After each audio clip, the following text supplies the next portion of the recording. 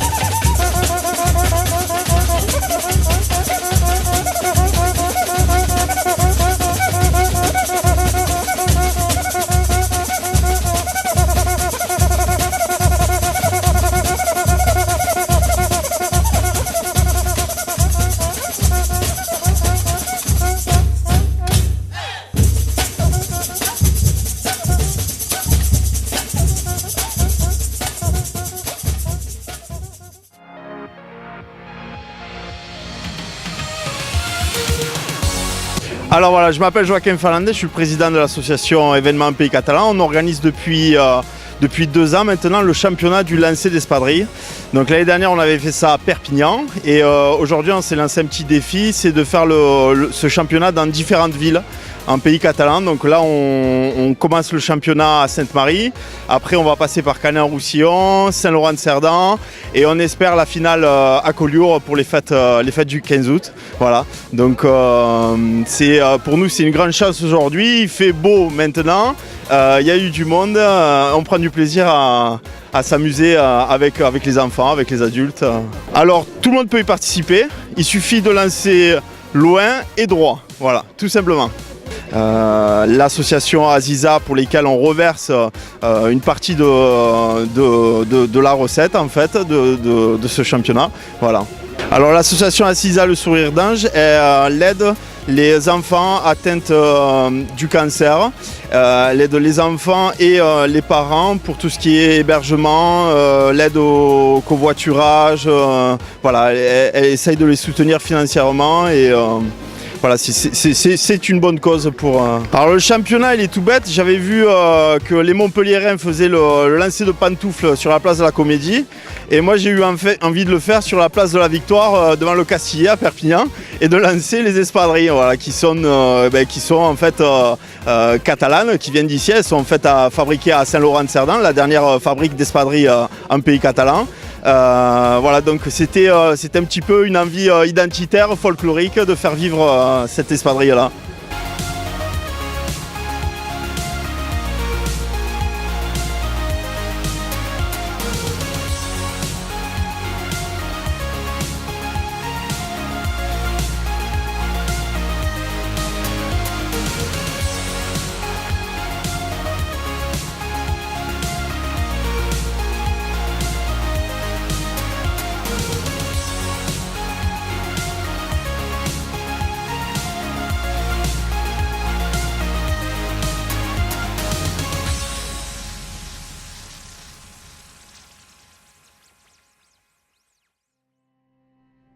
Oui, bonjour. En fait, on vient de reprendre un restaurant qui était anciennement une crêperie, la crêperie catalane à Sainte-Marie.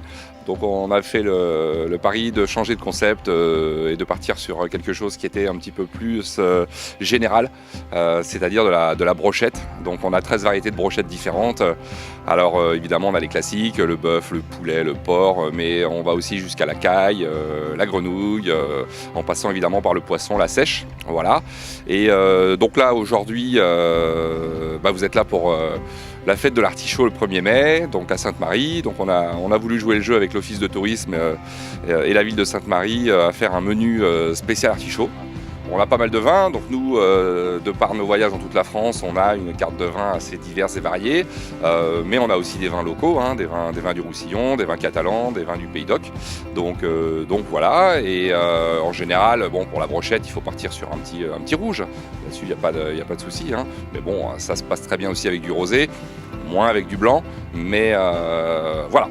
Alors en fait, effectivement, nous, on va essayer de travailler un petit peu toute l'année, faire en sorte que le restaurant vive et fasse vivre un petit peu tous les Marinois toute l'année. Et donc, du coup, on va proposer des karaokés, on va proposer aussi des soirées à thème, donc avec divers groupes avec qui on a déjà fait connaissance. Voilà, et donc qui permettra justement aux Marinois et Marinoises de pouvoir se divertir un petit peu pendant la période qui est beaucoup plus creuse et beaucoup plus sombre en termes de météo. Tout à fait. Donc le 12 mai, on propose déjà un karaoké. Donc c'est pareil, on va faire un petit menu sympathique, entrée, plat, dessert à 20 €.